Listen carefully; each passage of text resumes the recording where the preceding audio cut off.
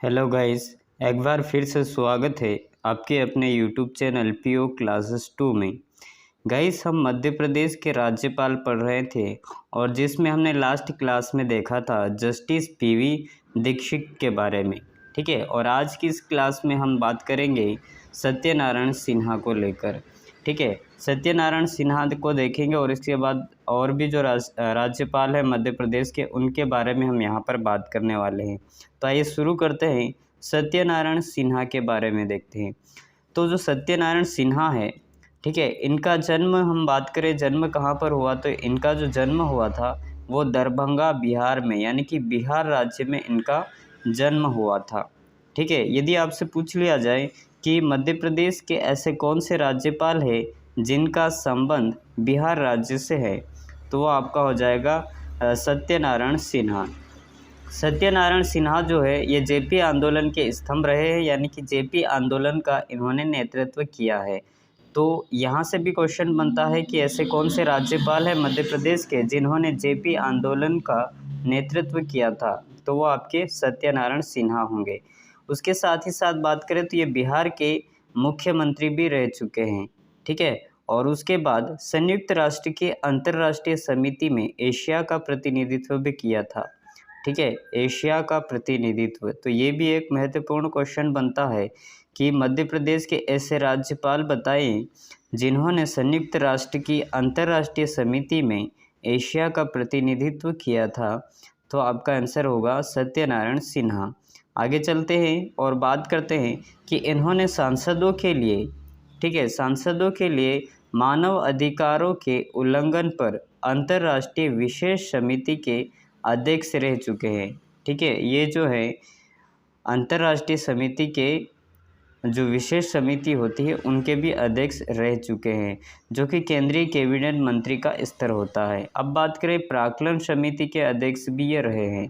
ठीक है, प्राक्कलन समिति, तो सत्यनारायण सिन्हा जो है वो प्राक्कलन समिति के अध्यक्ष रहे, साथ ही साथ लोकसभा के अध्यक्ष भी रह चुके हैं।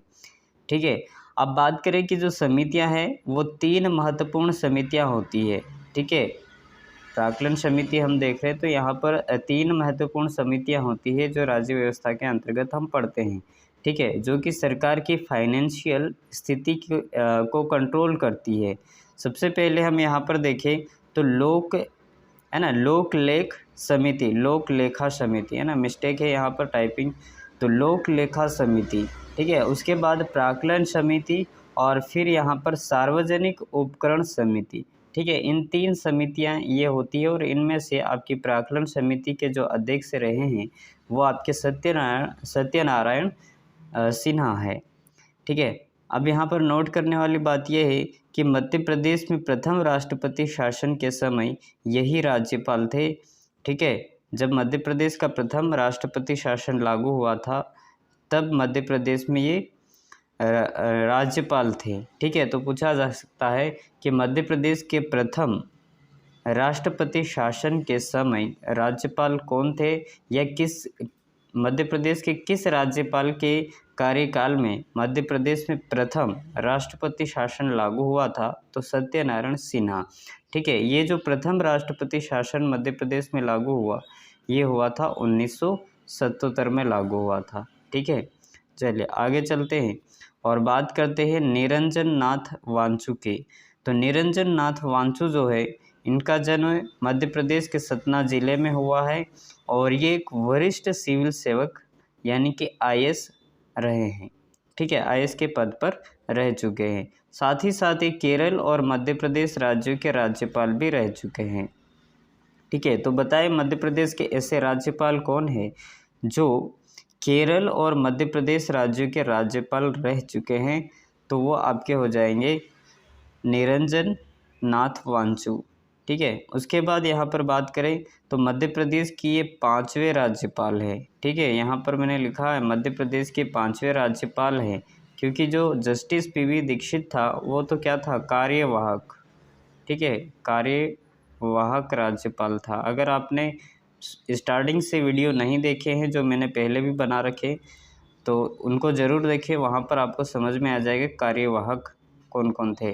ठीक है, तो वो प्रथम कार्यवाहक राज्यपाल थे मध्य प्रदेश के। तो कार्यवाहक को हम इनकी गिनती में नहीं गिनते, तो ये 5वें राज्यपाल हैं और व्यक्ति के क्रम में ये 6वें हैं। अगर अभी तक हमने जो व्यक्ति पढ़े हैं, है ना, वहाँ तक की हम बात करें तो ये 6वें क्रम में आते हैं।